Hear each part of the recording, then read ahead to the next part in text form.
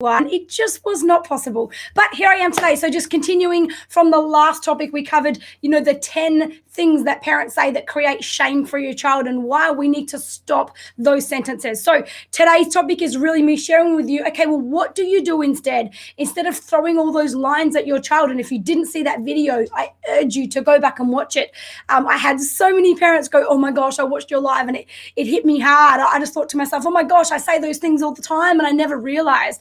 So make sure you go back and check that, because chances are you're saying those things unbeknowingly, creating really deep-rooted seeds of shame in your children that really destroy their self-esteem and therefore the rest of their lives, really. So what do you do instead? Really, the bottom line is open, honest, direct communication, okay? Shame doesn't work, or it works at a price that is far too high. Sometimes you might get the result you're looking for from your child, but you've got to ask yourself, at what price? What's the cost of me, using this kind of language with my child? So instead, just be real about it, okay? It's like open. If you have some really strong feelings about it, it's okay for you to have those feelings, but placing those feelings of yours as a burden on your child's shoulders is where it's not okay. So explain, really help your child understand their choices, right? And explain the consequences of each of their choices. So this is what I call separating the deed from the doer. Well, when you choose that kind of behavior, here's the consequences. Well, if you decide to go down that road and make that choice, be aware this is what's going to happen. If you choose to do this, be aware this is what's going to happen. If this is the outcome you want, understand that this is the kind of choice you're going to need to make. So refer to their choices, not who they are, okay? That's one of the biggest things. That's what I call separating the deed from the doer. Refer to the choices they have made rather than who it is they are. And, just communicate honestly without looking for a way to sneak guilt into your conversation with them. Listen, kids feel it, okay? They feel when you are controlling them, manipulating them, shaming them, guilt tripping them, and it causes disconnection. And for as long as there's all these seeds being planted in your relationship of disconnection, you're not going to be able to have the influence over your child that you say you want to have in order to love them and protect them and keep them safe, okay? So, shame and guilt, just remember, it often backfires. In the moment, you think it works because you get one up on the child. You get the win that you might be looking for as a parent, which comes from your trauma, needing the win, but that's a whole nother conversation, right? So understand that manipulation, it breeds resentment, all right? Pushing your child results in them pushing back. If you don't want them to push back, don't push in the first place. If you're looking for them to connect and respect and be honest with you, then be an example and emulate that behavior.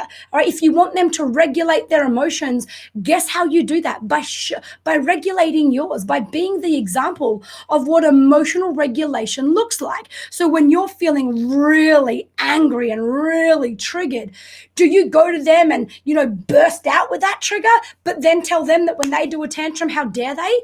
Or do you go, okay, listen, inside my body right now, I am seething. I am feeling so deeply angry, but I want to have an effective conversation with you, okay? Because I do want to address what this is creating. Maybe you didn't realize what the consequences of your choices were going to be, and this is a conversation that we need to have, okay? And remember to continue seeing your child as a good person. Be careful of the filter you see them through. So in this moment, if you see them as the child that's always creating issues and always has to be hard work and always tries to make your life difficult, if that's your bullshit story, guess how you're going to treat them? You're going to treat them like they're a criminal. Guess how they're going to end up feeling? Basically like they are one, like their back's against a wall and they've got no way to come out other than to basically come out swinging, right? Or to completely surrender themselves. So if you see them as a good person, if you keep that filter in place, you go, it disappoints me. I'm caught off guard. I'm literally shocked at the choice you made. And there's a part of me that knows surely you wouldn't have intentionally done this, because I know your heart. And I know that if you had realized what this would have done to this other person or to me, or what it might have created, I don't believe that you would have actually made the choice you have. So let's have a chat about how you can make better choices next time. And parents, apply the consequence that is relevant. In order for consequences to work, they have to be relevant to the behavior. That's a whole nother thing. I will be covering that kind of information on my upcoming free webinar. So if you haven't heard about it yet and you're interested, it'll be totally free. You're only going to get 48 hours where you get the link and the webinar's on. So you're going to have to register straight away. If you want to make sure you get that link so that you can secure your spot before we announce it publicly, comment down below here, #webinar. We're going to give the link to anyone who's watched these lives before we put it out publicly, because spots will be limited. I'm going to unload as much value as I can in 1 hour completely for free, and we're going to cover, the depths of these topics. But for now, let me give you a little example of what you could do. Instead of, saying to your child, I am so angry that window was broken, and you're going to need to come up with a solution and a way to pay for this. That is much more effective than you should have known better. Saying something like, using fists in our family is not cool and it won't be tolerated. That is a much better guidance and sentence from you than it is to say, gosh, your dead grandfather would be turning in his grave if he saw what you boys are doing to each other right now. That is shaming and manipulative, but it's okay to say, hey, here's what the problem is. Here's what my feelings are, but we've got to stay solution orientated. The role of us as parents, if you want to be a conscious parent, isn't just to remind our child how bad they are and how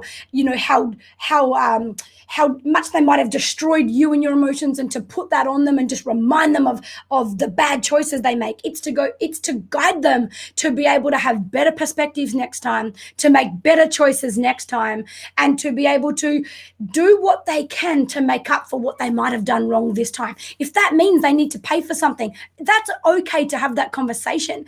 But instead of, you're going to pay for this, instead of a manipulative, controlling, gaslighting, narcissistic type of comment that just causes shame and guilt, be real about it. Hey, that choice, really bad choice, takes me by surprise, because you're an amazing person, and that is a decision I am shocked to see that you have made. I am feeling so angry about what has just happened. Okay, you're going to need to come up with a solution. We're going to need to discuss this, and you're going to need to find a way for that to be fixed, or for that to be paid for, or whatever it might be. Let's say there's a scenario, where your child, I don't know, maybe they're not doing too well in school because they're getting caught up on social media at night and they're never doing their homework, and then they come to you with some kind of bad report card or something. Instead of shaming them and guilting them with the whole, oh, me and your father are so disappointed with this. Instead of that kind of manipulation, be upfront, be real. Hey, I've noticed that the effort you're putting in at school isn't helping you live up to your potential. So just understand that when you choose not to do your homework, or when you choose not to apply yourself at school, what you're choosing is to stay home on weekends instead of going out with your friends. So what you've just shown me with this report card is that we need to provide a space for you on a weekend where you can focus on being able to live up to your potential. And what you're showing us right now with the choices you're making is that your friends and your social life is a distraction to that. So you've just decided to stay home this weekend instead of go out with your friends. Okay, that is so much more helpful than you've disappointed me, because you've disappointed me is a trap they can't get out of. Whereas saying, hey, the choices you've been making have produced a result that isn't okay, and it's not the actual result, it's the effort that's created the result, or the lack of effort that's created the result. That then gives the child feedback to go, well, I can always change my choices. I can always decide to do things differently. It's not me that's bad, it's the choices I've been making. And it gives them useful information to be able to actually receive what we're saying as a parent, and to feel like we're guiding them, not controlling them, to feel like we're actually genuinely coming from a place of wanting to make their life better, not wanting to make them feel worse. Okay, you can't expect a child to behave better by making them feel worse. People who feel bad behave bad, because we all live up to the expectations that we have of ourselves and the beliefs that we have of ourselves. So instead of shaming your child, have open, honest, direct communication. It's okay for you to have your feelings, but do not place your feelings as burdens on the child.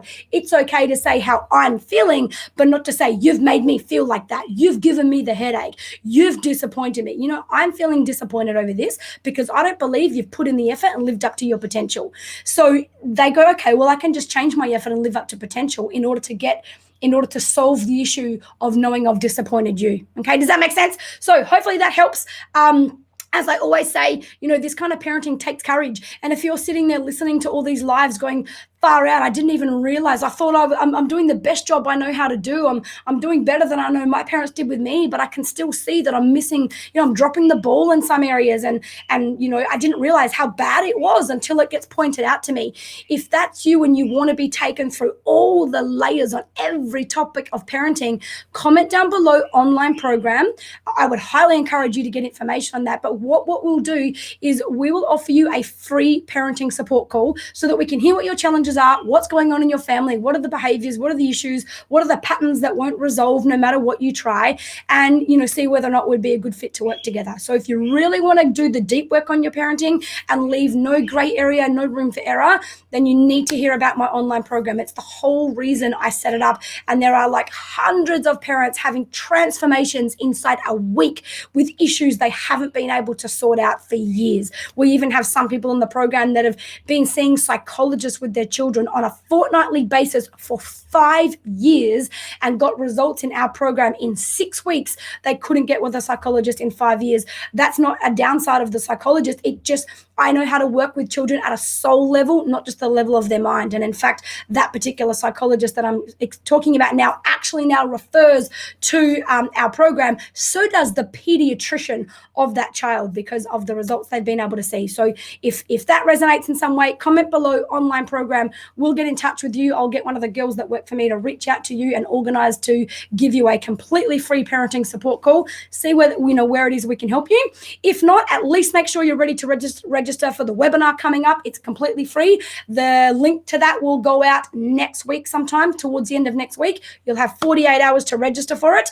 But for today, it's the weekend, so go from here with courage. Like I always say, it takes courage to, be able to see things for what they are and not protect ourselves just because it's so confronting. So as you depart from here today, please depart from here with courage. The courage to believe in a better way, the courage to voice what you've got to say, the courage to thrive when times are tough, and above all else, the courage to know you are good enough. Goodbye.